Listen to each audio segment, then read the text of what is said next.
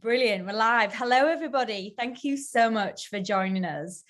We are so excited today to be joined by the Royal Air Force. So welcome and thank you all for joining.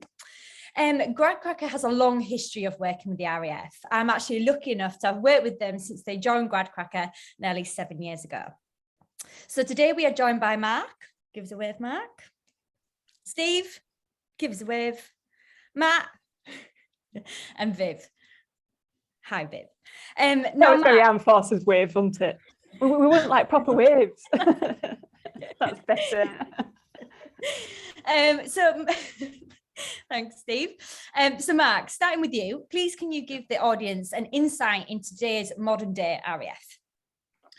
Yeah, so I think I'll start off with, I think a lot of people have these preconceived ideas of the RAF and they get them from watching old war films. So a lot of people think we're kind of still flying Lancasters and we're marching around all the time, but we're not. We're very much a forward-thinking modern Air Force. You just have to look at the aircraft that we're using nowadays, the new F-35 fast jet, the new P-8 Alpha Poseidon. So you look at those and you think we've got the cutting-edge technology. And there's a lot of exciting things going on in the Air Force as well. We've got a thing called the Astrovision, which is set to deliver the Air Force of tomorrow, the future Air Force. And within that, there's lots of new things going on. For example, we're looking at being the first Air Force to be net zero by 2040. So there's a lot of things going on in that element with the infrastructure that we live in and work in. And also just the other day in the news, there was something about the first test flight using synthetic fuels. So, you know, people think, well, how can you be net zero when you're flying fast jets around the air? There's a lot, like I said, there's a lot of work going on to try and bring us forward and bring us up to that modern day and represent and be part of the society that we represent. Absolutely. Fantastic. That's some fantastic initiatives, isn't it? And what a great time to join the RAF, knowing that this is going to be the future. And that's what, you know, the future of the RAF is looking like. Matt, can you tell us a bit about the University Air Squadron bursary scheme that you currently have advertised on the Gradcracker Hub? Yeah, so I started with the University Air Squadron. So not every single university has a air squadron per se, an individual one. They'll probably have one attached to them. So I'll use the East Midlands University Air Squadron as an example. That'll probably have Nottingham, Leicester and a few other universities attached to it. But these are great opportunities for people at university to go off and join them whilst going through university, undertake leadership qualifications and adventure training, and undertake opportunities really whilst they're going through university to as a step really into joining the Air Force if they want to. And as part of that, like you said, there's bursaries available. So within the engineering area, there's engineering bursaries, sponsorship that's available. You can find this on the RAF recruitment website, all details about it. And we are going through a bit of a change at the minute with it, which should provide a better sponsorship deal for the students going through. So if you are looking to go down that route, first, second year students really, so again, this webinar, not just aimed at the third year student looking for a job, it can be your first, second year students. But like I say, RAF recruitment website, plenty of details on there about the finer details. But yeah. And obviously on the company hub, Mark. Yes, on the Gradcracker, yeah, definitely. Where you put all the information. And I'm not just saying it because I look after the RAF's company hub on Gradcracker. It's a very extensive company hub. We've got so much information within the company hub on Gradcracker about, you know, right through from what you've said already about, you know, the life and work-life balance, right through to these schemes and future opportunities as well. I've even got some videos and pictures on there of me and Carla being coming to see you guys at Cranwell and all this stuff. So yeah, definitely do go and have a good look at that because there's lots of really useful information. Mark, just talking about the bursary scheme, can we give the audience a bit of an indication on timelines, closing dates, and even maybe the application process and what to expect there?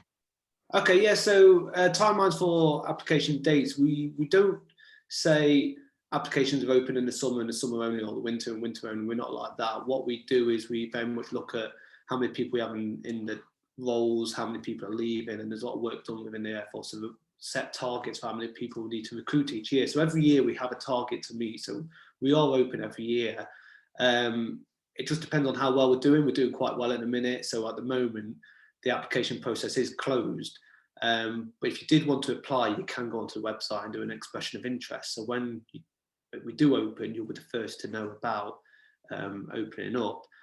Timelines. So when you do apply, you'll be all your details will go through to what we call the virtual careers office. They'll make sure that you're eligible, residency, nationality, degree criteria met, all that sort of good stuff. And then you'll be handed off to your nearest Armed Forces Careers Office, and then they'll basically manage you through the system, and you'll undertake a medical, a fitness test, you'll undertake a one-day selection centre, undertake the Officer and Aircrew Selection Centre at RAF Cranwell, and if that's all well and good, you'll be offered a place. Now, this can take anywhere between, I'd say, 6 months to a year, so it's not a quick, fast process. So, like I said, even though it's closed at a minute, if you're in your first year, your second year, and when it does come to open, there's probably a job there for you at the end. Even if you're in your third year, if you want to join, that expression of interest, we'll let you know when it's available. So, that's sort of, in a nutshell, the application process. And something I just want to touch upon there, Mark, is when you say about the fitness test, and sometimes I think that, that could make people feel a bit nervous, and what kind of, you expect them to be some kind of athlete, but we've kind of got all this information within the company hub, and we give the students a good indication of what kind of fitness level you need to be at, but it's not anything too scary, is it? No, you don't have to be an Olympian. We're not in the RAF, I can guarantee you that. It's not as scary and as daunting as you can. I'd say most of the general public are at a fitness level where they would be able to pass it. And there's lots of, like I say, information on your hub and elsewhere around the RAF recruitment sites where they'll give you information on passing it. But the fitness test would be on a treadmill and press ups and sit ups. So it's fairly simple stuff. It's not like you have to go do some arduous course kind of thing. So so not to panic, it's all there. Maybe just practice a few sit-ups before you hit send on the application. Okay, now this is one for all of you. I want to kick things off by a fun fact on why life in the RAF is no ordinary job. So Mark, I'm just going to stick with you, and then we'll work our way around. So if you could give us a fun fact on why life in the RAF is no ordinary job. So my fun fact, I had to think long and hard about it, but I'd say we were formed on the 1st of April 1918, and so you could say we are the longest running April Fool's joke. Love it. And then we'll talk about later on about why it's no ordinary job, but I have to pick out the sporting opportunities that I've taken. Yes. But we'll talk about that later. Yeah, definitely. We're going to definitely touch upon that a bit later on, because there is some absolutely phenomenal opportunities once you are part of the RAF to go and do some great stuff that we will hear about. Viv, I'm going to come to you next. Hello, everybody. So my fun fact is, out of 19 years that I've been in the RAF, I've moved 17 times and lived in 6 different countries, everywhere from like the Falkland Islands to Cyprus, to even living in Afghan to the USA, which was quite fun. That sounds quite daunting, doesn't it? All those different moves. I bet I can imagine the RAF has supported you at every step of the way. Yeah, definitely. Some of it was my choice. Like, I put myself forward to go away to these different places. But the good thing about it is there is quite a lot of flexibility out there to like make some of those decisions if you want to go away, which is quite good. I quite like going away, so I'm still quite enjoying it. 100%. What a chance to travel the world. Hence your lovely picture behind you, Viv. Love it. Matt, going to come to you next. Hi. So my sort of fun fact is, I think I'm currently in possession of 10 different uniforms, which kind of spans the gambit from hot weather, cold weather, right the way down to the uniforms that we use for things like doing a Remembrance Day parade, and even down to our formal dinners. So I was lucky enough to be at a formal dinner just last Friday. Today I'm in this, so more for office work. Yesterday I was in our green kit working with the Chinooks. So to say it's very much a kind of good representation of how literally within a few days you can be doing 4 or 5 completely different things. Brilliant. Wow. And we were saying, you were prepared for every occasion, no matter what situation. Clothing wise, at least, yeah. I think we need some more options, because we've just got these t-shirts. I'm thinking coats, scarves. Well, we used to have our coats when I was out and about in my My little Yeah. backpacker van. Even we have the choice of different colours. We don't. Jessica, Well, head of no, I marketing, like needs to sort that out. Come and join us then. sleek and black. Yeah. I'll come and work for you, man, just Why not? for a choice Yeah, of clothes. And Steve, finally, but last but not least. Yes, hi. I think for me is that one day you could be working alongside your colleagues in a place called RAF Akatiri, perhaps in the, maybe April, May kind of things, probably around 25, 26 degrees, working at sea level, nice and warm. And then that's the daily routine. And then in the afternoon, you could probably do some recreational activities like go up to the Troodos Mountains, for instance, where it's quite high. But believe it or not, there's snow up there. So you could actually go up there and do some skiing. So yeah, first thing in the morning, do some work, nice hot weather at sea level, then go up to a mountain and do some skiing. What's better than that? What a perfect day. I can't imagine that, but that's really weird to be probably, would you be allowed to wear like t-shirts when you're working? Yeah. Yeah, t-shirt. t-shirts. Yeah, you can dress down to a certain extent. It depends on what you're doing, but yes. Nice. Going Turn into a fashion parade. So I think we're going to talk about the roles now, aren't we? We are, yes. So I'd like to get to know a bit more about you guys as individuals and also your roles at the RAF. So if you could just introduce yourselves, and I'll go around the room, introduce yourselves, so your position at the RAF and also your roles, if that's okay. And Matt, I'm going to start with you. Yeah, so I'm at the rank of flight lieutenant. My branch is engineer and aero systems. My current role within the Air Force, I've had a couple, thankfully, but my current role is that of a trials officer and a platform engineering officer. I predominantly work with the Typhoon out of the Air and Space Warfare Centre. And our job is to run, manage and organise the series of trials for predominantly Typhoon to try and set up and optimise and develop our platform protection.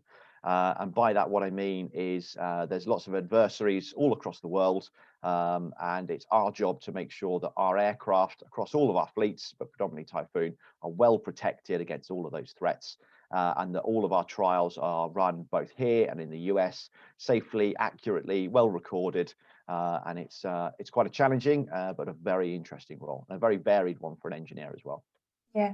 And what types of engineering do you do there? Is it so? What's your background, for example? Are you a mechanical engineer, or how did you get into the RAF? So my background, I studied up at Strathclyde University, doing quite a broad sort of general engineering degree. Back in the day, it was referred to as engineering with enterprise management. So in essence, it was a degree in being an engineering manager. And we very much are, generalists when it comes to the engineering world. This is by a country mile the most specialist role I've ever done as an officer. Predominantly, a lot of our work is working within an engineering environment with other professional engineers. So my previous roles have been with the Typhoon and have been with the Tornado, both on frontline squadrons there, and deploying with the Typhoon as well, a couple of instances. And we work with, so my very first job, for example, I was working with 70 engineers who were all working for me on my shift, and every single one of them has their own specialization. So a mix of mechanical, electrical, and weapons. Mm-hmm. And every single one of them is, as I always sort of try and say, a professional engineer in their own right, and working towards various different qualifications as well. So yeah, difficult question to answer because it's so varied, to be honest with you. Yeah, and you mentioned you've been deployed with the Typhoon before. So does that give you, have you travelled abroad then? Have you been stationed worldwide in worldwide locations? Yeah, I've been very lucky. I mean, in the last sort of 7 years of my career, I think I've gone to 12, 13 different countries. Operationally, from Cyprus, we fly from the Typhoons fly from Cyprus, and I've deployed to a couple of very sort of briefly into a couple of other nearby countries as well. And I was lucky enough to spend a significant amount of time out in the Falkland Islands as well, where the Typhoons again operate out of there, delivering quick reaction alerts, defending the airspace over the Falkland Islands. And even in the UK, when we're back here, our key role here is defence of the airspace. So the northern and southern quick reaction alert fighters that protect the UK airspace 24/7 as well. And how long have you been in the RAF, Matt? 7 coming up 8 years, I think it is now. 7 coming up 8 years. And was it always a dream? Yeah, the military was always a dream. My dad was Air Force as well, and I looked around various different options, and I spent a lot of time. And so personally, I didn't do the University Air Squadron. I actually did the Officer Training Corps, which is the Army's equivalent. But even after looking at that, very, very hard, and spending a lot of time working with the Army as well, definitively the Air Force is the better career, I think, in the long run. I have a lot of friends who are still in the Army, one of which is now stationed alongside me here, actually, which is quite nice. Brilliant. And she's on the brink of converting over, I'm sure of it. I can convince her. Just need one or two more days with her. Going over to the dark side. Or the light side. The light side, as we like to say. Yeah, especially if you come from the Navy, it's dark blue to light blue. You come from the Army, it's green to blue. Yeah. Yeah, blue's your favourite colour. Thank you very much, Matt. That's brilliant insight. Viv, I'm going to move on to you now. So, yeah, your story so far at the RAF, what have you been up to, and what's your current role? Okay, so I've been in 19 years, and I originally started off as what we call Gen Tech ground support equipment. So this is working on equipment that supports all the aircraft and the vehicles as well. I had various different roles around the Air Force, working up in Scotland and Lucas for 6 years. Then Marham, supporting the typhoons, the tornadoes down there for the winter typhoons, and then to support the helicopters when I moved down to RAF Benson. At my 11-year point into the Air Force, I decided to actually change roles. So I came out of being a mechanic to go into RAF recruitment, where I was based down in Avco, Bournemouth for 3 years, which was great, working at the beach. Absolutely great role. Absolutely loved it there. After my 3 years, I kind of decided I didn't want to go back to trade. I wanted to transition over to more of a kind of wider option of engineering role. So I undertook what's called the Basic Entry Scheme and studied a foundation degree to become an aerosystems engineer. So I'm sorry, that's a fire alarm just going off.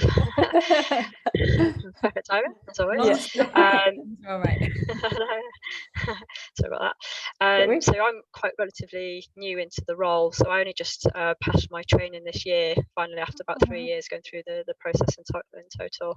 Unfortunately, COVID stopped some of my training for a little bit. But now my role currently, I work at Air Command down at RAF High Wycombe, which is just outside of London, and I'm in what's called a staff role. So it's a non-engineering role. However, I still have quite a lot to do with the RAF engineering side of things. So my role is to support the engineer profession team within comms and engagement. So I deal with our local issued bulletin, our website pages, and I deal with pretty much quite a lot of people asking me for the funds that I own. So I hold what's called an engineer retain and invest fund. So people can ask me for money to improve things such as their T-bars, if they want games to facilitate for people, which is quite good. It's quite important for everybody. And also we pay for certain educational courses as well, so project management courses, which is quite good. I cater to over roughly 10,000 engineers. Wow, okay. In total, so that's engineering and cyberspace as well. It hasn't quite split down yet, so I've still got quite a lot of people to keep hold of, which is quite good. But yeah, generally the role is quite busy. I'm not gonna lie, very busy at the moment, but it's good. The good thing about my role is because I'm at Air Command, I have quite a lot of sight of what's happening kind of on the inside level, strategic side of things, which as a junior I never really never got anywhere near that, especially going through the ranks. So it's quite interesting. Wow, your role sounds very varied. Your career so far, I'm a bit blown away by it all. So just going back then to the foundation course that the RAF obviously helped put you through as well, and also all the different departments that you've worked in, all your different positions. Is that very much led by you? You know what you want to do and how you want to progress yourself, or are you kind of cajoled a little bit with the RAF and their requirements as well? Yeah, so moving to different locations, 2 of them definitely weren't my choice. So one was through promotion, and I didn't get kind of a choice of where to go. However, I'm still working with like the same structure. So I was at Lucas working with the tornadoes, and then I got posted to Mara with my corporal tapes, and that's obviously just transitioned basically from one camp to another, but still working on the same equipment, which was quite good. It was quite an easy transition. Other times also I've moved on to the helicopter kind of ground equipment, which was really good. yeah. Brilliant. Thank you very much, Viv. And Steve, I'm going to come on to you now. So same kind of question. Has it always been your dream to join the RAF, and your journey so far, and where you're at now? Yeah, so don't say in your hallway. There is that as well. The cat as well. I just heard a big thump and the cat's jumped down from the stairs just in time. Yeah, my current role is within cyberspace. So I've been in for nearly 30 years now, but I came up through the ranks. I got to warrant officer and then moved across to being an officer. So I'm currently a communications electronics engineer as a sub-branch now, because we recently changed the profession to cyberspace. So everything encapsulated in cyberspace. So currently my role is with Chinooks, but looking at the actual staff officer side of things. So, but I'm still very much within the engineering world. So still looking at networks, mission support systems, and data and data networks as well, radar, etc., everything that goes with that. So with this particular role, I'm supposed to be sustaining the actual Chinooks that we have at the moment, as well as bringing in new variants. So it's first and foremost sustainment, and then seeing in a new variant of Chinook in a few years' time. I'm currently with Army HQ. So yes, I'm RAF through and through for all those years, and I wear the uniform, but I actually work for Army HQ themselves. I'm not actually based at an Army unit. I'm actually based at RAF Odium, which is within Hampshire, and I'm currently living just south of Reading at the moment. So what does that actually mean then? So you work for the RAF, but you're not employed by them? Yeah, so I'm embedded, I suppose, within Army HQ. So that happens quite often. So I've worked for quite a few HQs. I've worked for Royal Air Force HQ, that's High Wycombe, PGHQ, which is Permanent Joint Headquarters, which is all joint personnel. So all flavours of the Army, the Royal Air Force and the Navy. And Marines, Royal Marines, can't forget them. That's the Northwood as well. So, but now currently with the Army HQ, but not working at their HQ in Andover, just working on RAF Odium, but with their, it's actually called Combat Aviation. That's recently changed as well. It used to be called Air Maneuver. So within the Army, there is actually an air maneuver, or used to be an air maneuver arm, which they fly. So the Army, they fly rotary aircraft as well as the Royal Air Force, you see, and that's where the two actually meet. And what do you mean by a new variation? A new variation of the Chinook then? What's new? It's just an upgrade. What I can say is just an upgrade to what we have at the moment. Perfect. I'm moving on before I get into trouble. Sorry, Carla, just before you do, Mark, I do apologise, and I apologise to everyone else. I don't feel like I officially gave you space to introduce your role in you part of the recruitment team. So I really do apologise. I kind of just jumped straight into it. Okay, I can talk about that next. You were on my list, Mark. So I was just looking at your little face. I was like, I don't think I've spoken to you yet. So Mark, tell us all about your career so far. Okay, yeah. So I'll be honest, I wasn't really looking at the RAF. It wasn't a dream of mine. I joined up during the last recession in 2009. There weren't any jobs really around. I went down the same route as Viv, so I joined up as an apprentice because I messed up my A-levels, if I'm honest, so I couldn't go to university. And the RAF provided me that opportunity. It provided that training. It was free. It was fantastic training. So I went down that route and I joined up as an aircraft technician, mechanical. I got completed my apprenticeship and I went on to squadrons. I went on to Harrier Squadron, which was the Harrier jump jet at the time, and that got retired in 2010. Then I went on to the Tornado fleet, working on squadron there. And then after that, I went from working with aircraft to working with aircraft components. So I went down to Marham and I was servicing the aircraft components of the Tornado fleet, and as part of that I was working alongside BAE Systems, which we do a lot of. We do work with in industry a lot, and then I got to a point where I was at a bit of a crossroads, and I went down the same route as Viv. So I went to an internal commissioning scheme where the RAF funded a foundation degree so that I could commission. So I undertook that route, and when I graduated, I went and worked on the glider fleet. So we've got a glider fleet where we do stuff with the RAF cadets. And I was working in an organisation called Continuing Airworthiness Management Organisation. And from there, I then moved on to the Typhoon fleet in a similar role to what Matt was saying. So it's kind of a support role. I was ensuring that any new modifications to the fleet was all above board and all supported through life. So it was kind of weird going from the slowest aircraft without an engine to one that can travel at the speed of sound. So it was, but all the training, you know, provide you with that capability and the skills to be able to move from role to role like that. And then since then, I've been in this team, a staff role, which I head up the engineering specialist recruitment team. I liaise with Viv a lot, with her team to understand what's going on in the engineering world. And then I also work with people like yourselves, GradCracker and other partnerships to try and inspire the next generation of people to come and join the Air Force, come and join us in these sort of roles. I've been here now, coming up to a year.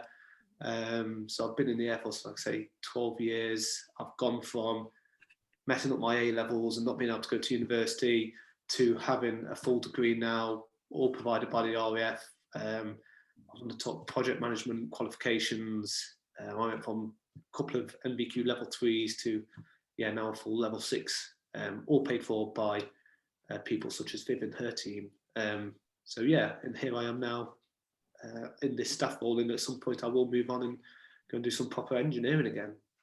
So when will that be then, Mark? So you've mentioned you've been in the staff role for a year. Is it generally 3 years that you stay in a position and then you move on? Is that correct? Or yeah, it can vary. So some roles might be a bit shorter, do more the roles that people are a bit more popular with. So you could say 2 to 3 years.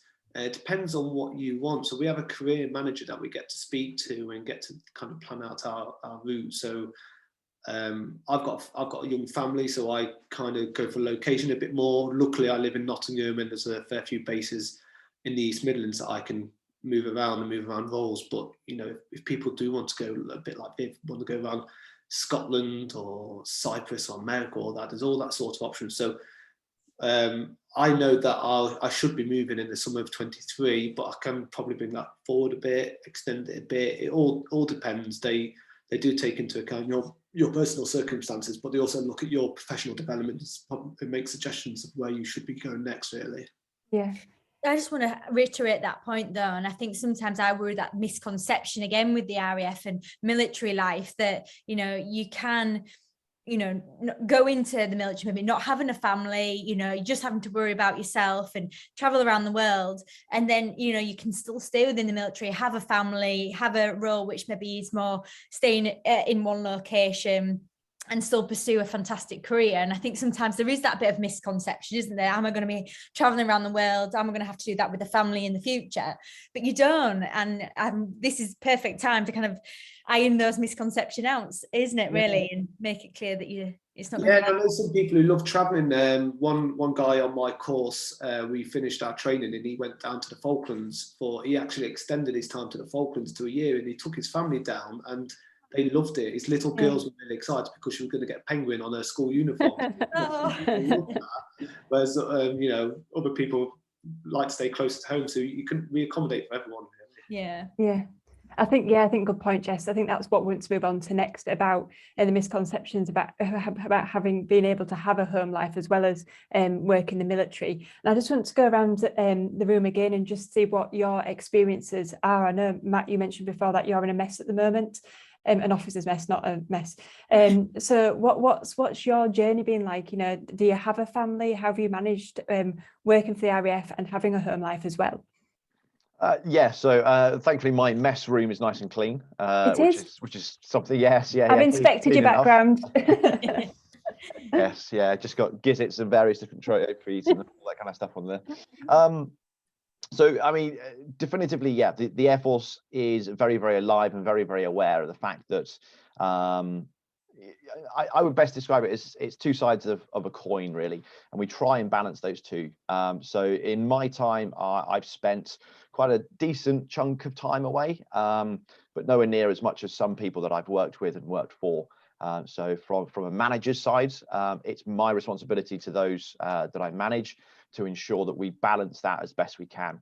And we use a variety of different tools to sort of do that. And we try and make sure that we have a requirement to deploy a certain number of people for various different operations around the world. And that is a commitment that we will always maintain. And that operational focus is something that I personally really love. And it's something that is exceptionally important to, I think, everyone in the Air Force. But we must recognize that these are people that we're sending. And for every single person that we send, there's quite likely to be a partner, a mom, a dad, dependents as well. So the Air Force is very much alive to that. Personally, I don't have an immediate family. My parents and my brother are up in Scotland, actually. So I've been able to be a bit more flexible with my work-life balance at the moment. And the hope is that in the future, the Air Force will repay me slightly for that as well.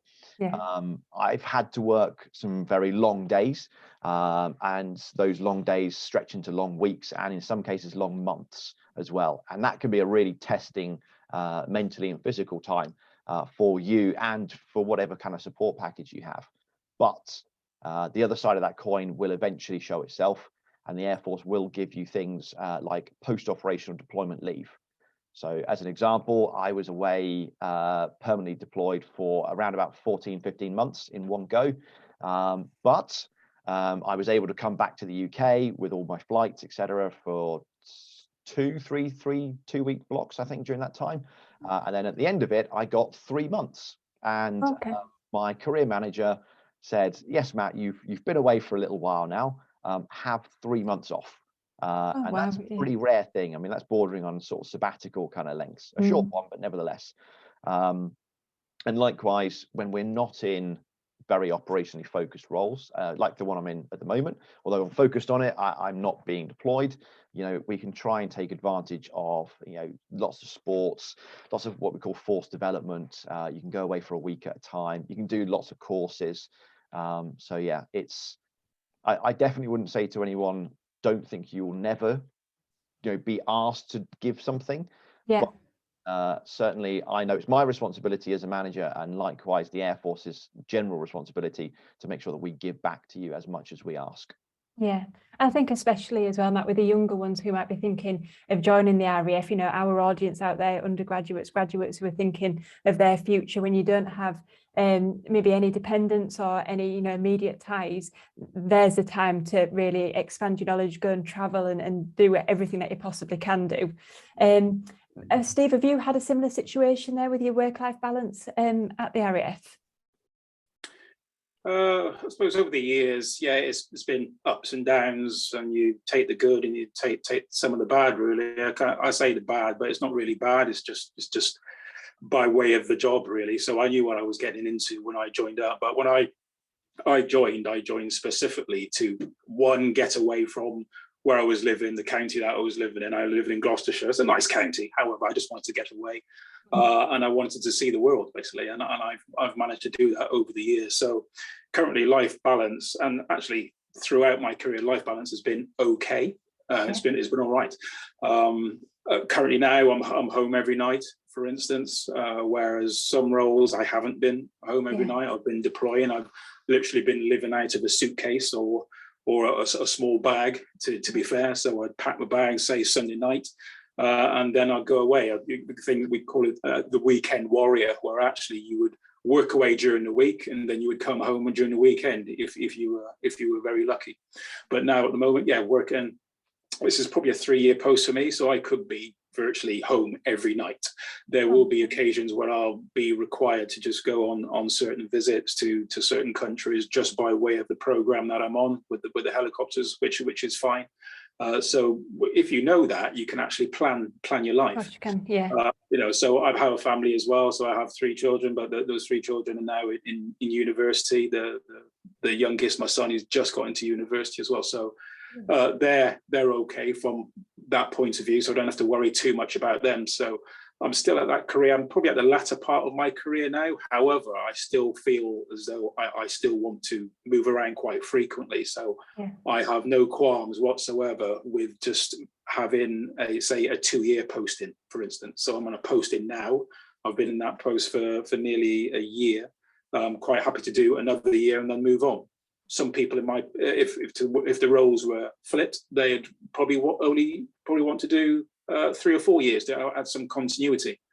So we do have a thing called the new employment model now, which it's actually built for that. So it gives service personnel some kind of continuity within a specific post, so 3 to 5 years, for instance. But you could still move sooner or later than that, if so be it.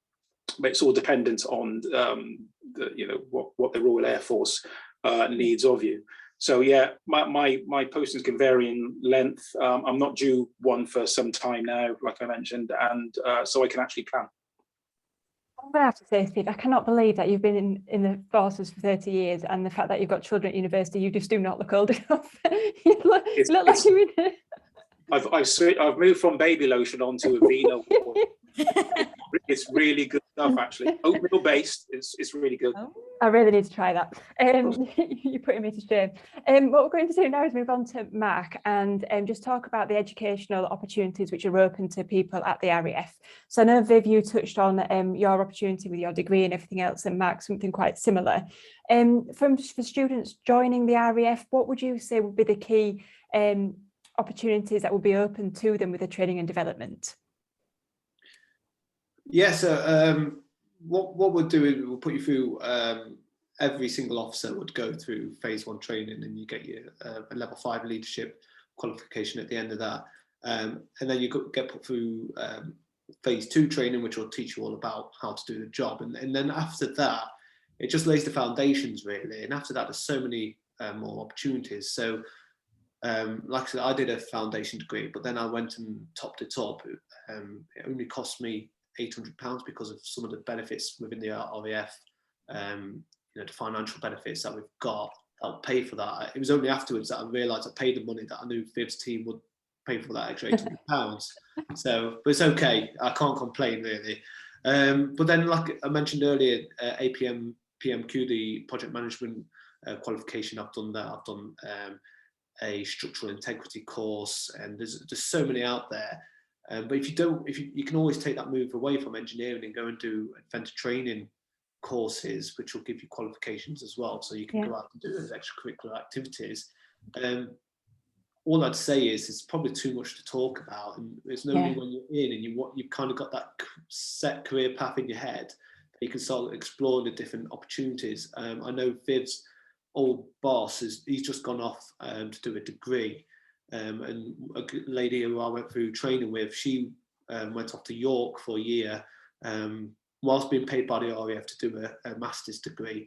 So those opportunities, so many out there, so varied that it's hard to really talk about it in just one answer. Well, I think as well, just by listening to all of your experiences and how you've developed and been trained during your time at the RAF, just says it all, doesn't it? I'm conscious that, so thanks everybody for your introductions. I do really want to go on to Jess about the sporting activities and everything else. Absolutely. So shall we go to there next? Yes, let's. So again, when students look at the company hub on Gradcracker, they'll start to see, about the sporting events that you guys offer, the social events, and all the great stuff that you do. So should we kind of go around the room again and let's tell us all about the experience you've had? So Mark, I'll come to you again, if that's okay. Yeah, no worries. I'm trying to think where to start, really. There's so much. Yeah, when I joined, I was really just playing football, really. But then I started doing everything else. And then since, I just try and pick out the big highlights, really. So I've been mountain biking across Scotland twice. Absolutely fantastic opportunity. I've jumped out back of a plane. I'm not going to do that again. I did have a parachute, but again, the opportunity's there if you want to do it and stuff like that. I've been Nordic skiing in Germany. I've been to Malta and ran a marathon, so I've organised all that by myself. So if even most bases will have clubs of sporting clubs, so you'll be able to go along, join up, and if there isn't a club or an opportunity, then you can just organise it yourself. Every place has a gym and staff within the gym. We call them PTIs, physical training instructors, and they'll be able to help you organise events like that. I've recently got into triathlon. We have a triathlon club within the RAF. We all support each other. We go off and do the the championships all together. We have training camps abroad. We have awards dinners, which is absolutely fantastic, really. So, and we get, it's not time off. We have time for sport. So, you know, in your working day, you can go off one Wednesday afternoon and go do cross country league against other stations, or it might be 2 weeks going away playing in the football tournament or training camp, something like that. So, you know, the opportunities are definitely there. Well, I've got evidence of this, Mark, because so many times I've rang you or Ian and say, oh, you know, I'm back to back this afternoon. I've got so much on. And then Ian will say to me, oh, well, I've got a volleyball tournament this afternoon. And I'll do this and I'll do that. I'm like, sounds like you have a great time. That tournament, we have a thing called CO's Cup, which is the station commander. So Ian went off and played in that. We would play all the other different sections on station. So we had volleyball, quiz, swimming, so stuff like that is going on all the time. So we the time compete on station, and then we go compete against other stations, and then we'll even go and compete against the Army, Navy, and higher. So so all the audience listening, if this is kind of your bag, going on an adventure, getting paid to do it, and having lots of fun, then absolutely. We have a sports lottery as well, so you can pay in a bit of money each month, and you've got the opportunity to win £10,000 each month. And if you're part of that, you can actually claim money back for sports and equipment. So I got £200 this year to spend on cycling kit to help me with my triathlon. So brilliant. Great opportunities like that. Really good. Yeah. Viv, I'm going to come to you about, have you done any social events or sporting events that you want to tell us about? So when I first started the RAF, funny enough, I did Nordic skiing. So it's called cross-country skiing as well for about 3 years. Which was quite good fun. Hard work, very, very hard work, but it was good. Then I transitioned to snowboarding, and then that was it. Once I switched over, I was never going back. So I did that for roughly about 6 years. I still snowboard now, but nothing to do with the RAF, unfortunately, because I've missed out through training opportunities. I've also played hockey locally with the each camps. At the moment, I'm currently playing football. Which is quite good. We've got a football team that plays every Thursday for the girls, which is really nice for a change. When I was younger, there was never any girls' teams. You had to go out and away, but now on camp there's a local one, which is quite good fun. Oh, fantastic. Yeah. And I think that's the thing, isn't it? You could end up doing something that you would never even expect to do, like Nordic skiing. Trying new stuff, isn't it? Trying new things, and you've got so many opportunities there, whether it's, you know, your sports and activities or your job and everything else. It's no ordinary life, is it? It's not. Steve, Matt, does anyone want to add to that? Any of your experiences? Whoever can go. Will I go, Matt? Yeah. On you go. Yeah. Done quite a few things over the years. There's lots of adventurous training available, as probably mentioned, you know, mountain biking, canoeing, etc. So I've done a few of those. The early days when I joined, I was bobsleighing as well for the RAF, which was really, really good stuff. Before I joined, I started boxing, and then I joined up, and I eventually got back into boxing.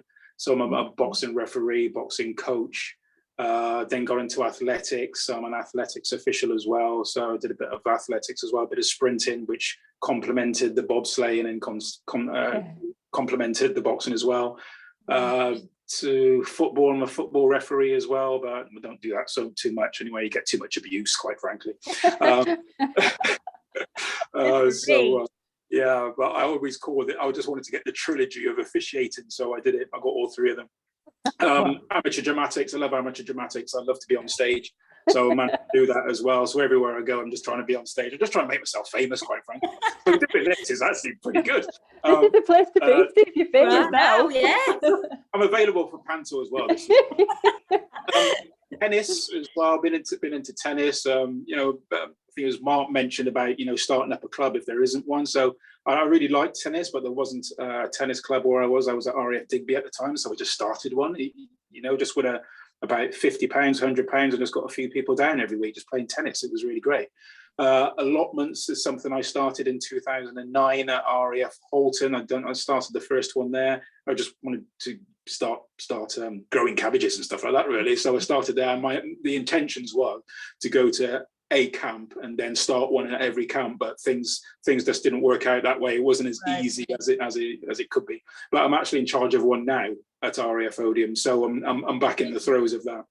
Oh, right, we need to have a chat then, Steve. So what are you growing? Because I grow all my own fruit and veg. So what are you growing at the moment?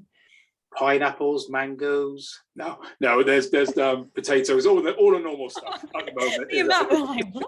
Cold, yeah. You can tell that Jess and Matt don't grow them. Really? Yeah. Really. Peppers and carrots. Do you know what though? Look, I actually had a carrot for my lunch. Half-eaten carrot. How rank is that? Look at that. Fibre.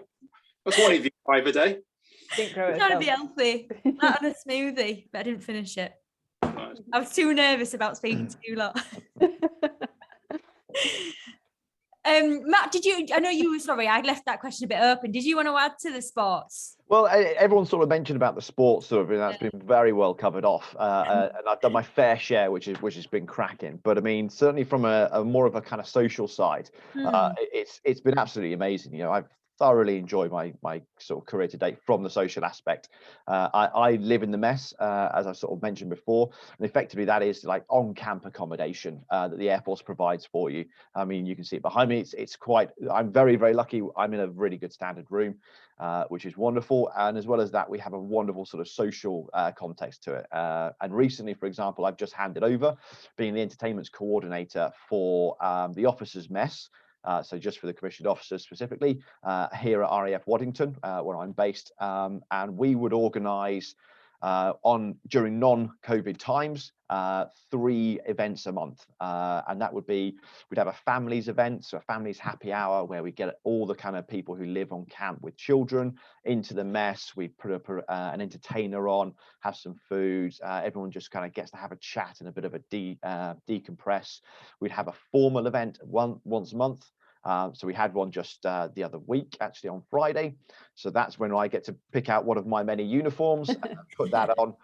One of my favourite ones are what we call our number 5 uniform, and it's a very formal dinner. It's a 3-course, sometimes silver service as well, with port toasts to the Queen, a rival gin and tonics, you know, and it's a fantastic sort of thing. And there are frequently history attached to these. So we celebrate Battle of Britain. Here at Waddington, we celebrate Black Buck, which were the raids in the Falkland Islands back in '82. So we remember our history through these formal events. And then we have our informal events. So during COVID, we kept these going, and I pushed forward a couple of these events. These were all obviously online virtual events, but we had whiskey tasting, we had beer tasting, champagne tasting as well, all done during COVID. So the social aspect of what we do is really important to us, because you're not just joining a company, you're joining the Air Force, you're joining a society, you're joining a fraternity, if you will, and we make sure that we give you every opportunity to go forward, be it the healthy social, the healthy sporting things, or the social healthy social side. But they both nourish very different parts of you, so that's absolutely fine. I'm going to use that one. Having a glass of gin every night just nourishes some part of me. There you go. Yeah, it's as important. It is, yeah. Futures. Yes. I want to know more about your futures. What is the plan? Viv, what's the next couple of years looking like for you? Well, so I've got roughly about 10 years left in the service, so quite a lot to plan. However, I've got kind of like one aim that I'd really like to go for in my career, and that's go and work over in Germany with a company called Netmer. So I don't know if you know, but Netmer are kind of the people that kind of run the Typhoon element side of things. Having worked in the DT, the delivery team over at Abbey Wood for 9 months when I was on my hold, I kind of got to work with these people, and I found out there's a couple of jobs over there going, so I'd like to kind of go up there for 2 years.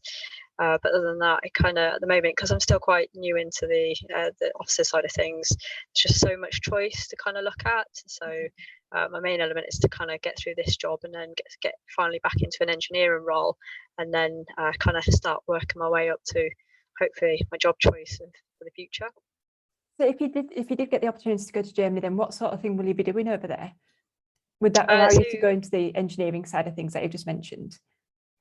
It's kind of like building on the engineering side of it, but you're more kind of like a liaison officer side out there. It's the easiest way to explain it. So I did quite a lot of liaison when I was in the delivery team. So I was on the propulsion team, so in other words, the aircraft engines. So I spoke to quite a few people out there, which was quite interesting. It sounds quite good out there. So Yeah. you never know for the future. But no, there's quite a lot of opportunity. In fact, it's one of those ones. It's there are loads of jobs in different elements, different areas, working with different platforms of aircraft. And obviously want to come to the end. So I've got roughly about another year left in this job before I can start actually looking at my next job. And I've been told to kind of just keep your eyes open and kind of look. But the way it is for me is I plan to do my 10 years or maybe just slightly less to then come out of service, because obviously I've done quite a lot of time in already. However, I'm looking more at what can I do for the Air Force, but what can the Air Force actually do for me as well? You know, what areas of expertise or like experience can I gain from the Air Force to then kind of move on into my future role? Because unfortunately the Air Force isn't forever. I'm not getting any younger either. So, and also from my side of things is that I'd like to have a little bit more stability in the future when I come out. Yeah. So that's kind of what I'm looking at. I'm just thinking, because you have worked, around the world. Does the RAF help train in different languages as well? So if you wanted to learn German to be able to go and work in Germany, does it help with that sort of thing? Yeah, there is. Funny enough, one of my friends, she's not engineering, she's in the administration side of the Air Force, but she's just done a 3-year tour out in Thailand. They sent her to MD Trivandrum for a year to go and learn the language to then be posted out there. So there is opportunities. I know for a fact if I apply for this job, I'm going to have to take a test, but hopefully touch wood, not too bad. Yeah, touch wood, fingers crossed. Thanks very much, Viv. Steve, I'm going to come to you. Future plans, Yes. ambitions, what are you excited about? Yeah, well, I still love the Royal Air Force. Like I said, I'm at the latter part of my career, but I've still got good 10 odd years to go. So I think really, hopefully I'll move. Well, I know I'll probably move next summer again. So I'm quite happy to do that, and hopefully to an overseas location, maybe Belgium, which is probably on the cards, which is really good.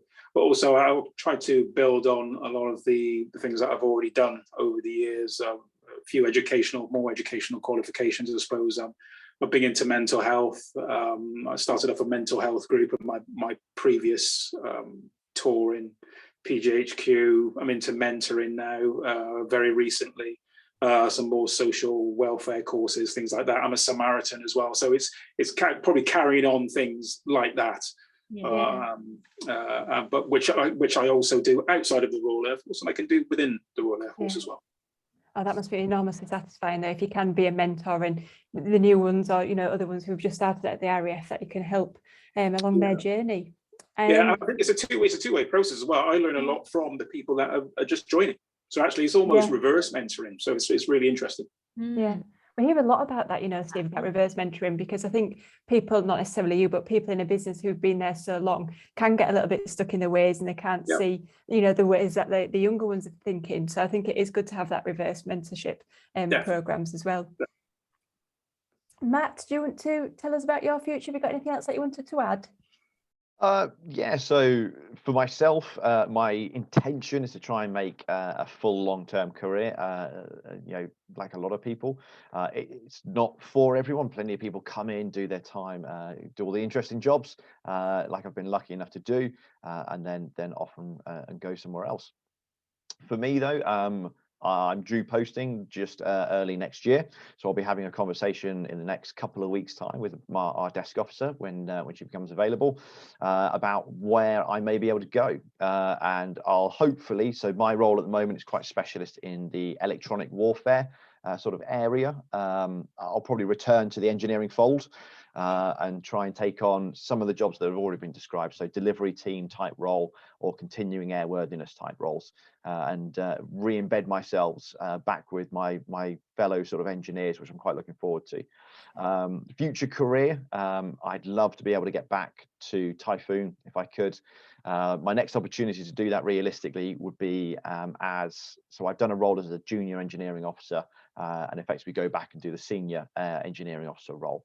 That would be a phenomenal sort of career highlight, I think, for me, to be able to lead not just junior officers, but every engineer. So you're talking on a Typhoon squadron, maybe 160, 170 engineers, 14, 15 different Typhoon fast jets as well. That would be absolutely fantastic. And hopefully that will also take me to new operational environments as well. So deployments, possibly Typhoon's very lucky. It goes out to the Baltics, it goes out to the Icelandic region as well in recent years. So yeah, fingers crossed, I'll continue to enjoy each job as much as I have done at the moment, and continue to have a career that's as rewarding as I've had already. Absolutely. Well, a quick question on that, Matt. So you just mentioned about going back into a more senior role within engineering. Is it not a worry that technology and engineering evolves so quickly that from you maybe not being focused on engineering at the moment, that you'll have a lot to learn when you come back as a senior engineer? How do you get trained up on what you've missed over the couple of years? So there's a couple of sort of different ways that we try and do it. One of the ways that the Air Force has massively embraced recently is through kind of adopting the incorporated and chartered engineering schemes more into what we do. So I'm currently an incorporated engineer, and that's a requirement for the senior engineering role. The job above that requirement is chartership. And with that comes a commitment to do continual career development and career progression training courses. So prior to any job, we normally do what's referred to as pre-deployment or pre-position training, where we'll go back into some sort of training facility, possibly not Cosford. So in preparation for my previous roles, I've been to RAF Marham to do what we call the manager's course on Tornado, RAF Coningsby to do the Typhoon one, and I was posted up to RAF Lossiemouth to take on both those jobs. So we'll always sort of continually train our personnel as we go. Even though I'm in a non-engineering role at the moment, I've been back and I've topped up some of my engineering courses, and some of it's down to you, but the Air Force will definitely make sure that you're in a very, very good place before you take on, because effectively what they don't want you to do is to get into a very demanding role, not have the tool set to be able to do that job, and then you're of no use to anyone. So thankfully the Air Force is very good at recognizing good training, good preparation is the best way to make sure that you succeed. That's great, and I'm glad you talked about that, Matt, because Mark, I wanted to touch upon it slightly about the opportunity that you offer for people to become chartered and become chartered engineers and things like that. And again, it's something which we mention a lot in the hub, don't we? And it's that is an opportunity of being, be able to become a chartered engineer once, they've done everything they need to do.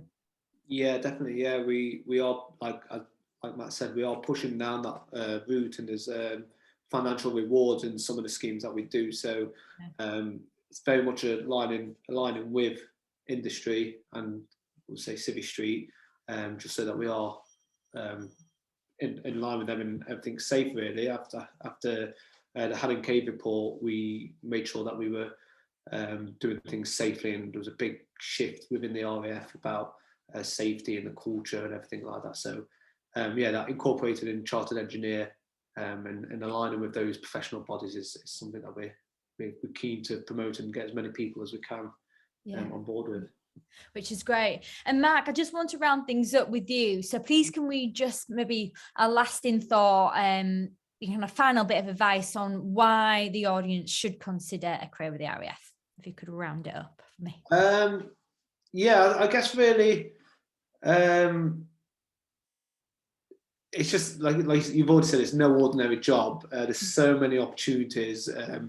It's not just a one career path. There's so many different career paths, different routes all available. Some you'll enjoy more, some you won't enjoy more, but it's up to you. You get that say so.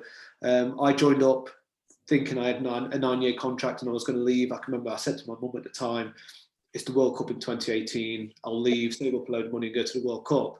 I didn't. I stayed in. I always had doubts. I always thought, would I make it through phase 1 training? Would I make it through phase 2 training? Would I be good enough? The RAF, we're just here to help. Everyone through my career has wanted us to do well. No one wants you to fail, especially what we're doing, getting aircraft in the sky. No one wants that to fail. So we're all one big team. And if you, like me, I was a bit doubtful. So taking that first step was the hardest step. But once I did, I'm now a flight lieutenant, commissioned officer in the Royal Air Force. And I'll be honest, the sky's the limit. Where I used to put limits on my own, ceiling, the RAF is just smash up ceiling open, and the sky's the limit. Perfect. What a brilliant way to end it there. So thank you so much for everyone's time and effort today. I've really enjoyed it, as always, speaking to you all. Don't forget, for the audience, you can rewatch this webinar on the RAF Company Hub and in the GradCracker Career Centre. Remember, we will be cutting it up into snippets as well, so you can get a brief overview of what we've been discussing today. But thank you to all the panel for the fascinating insights, and thank you for the audience for joining us. Remember, next week, we haven't finished yet for Christmas. Next week, we are joined by Sellafield. Again, same time, same place, Thursday 2 till 3. So come along and see what Sellafield have to say. But thank you, everyone, and hope everyone found it useful, and I'll see you all soon. Thanks, everybody. Bye. Bye-bye. Bye-bye. Thank you. Take care. Cheers. Bye. You too. Bye-bye. Bye.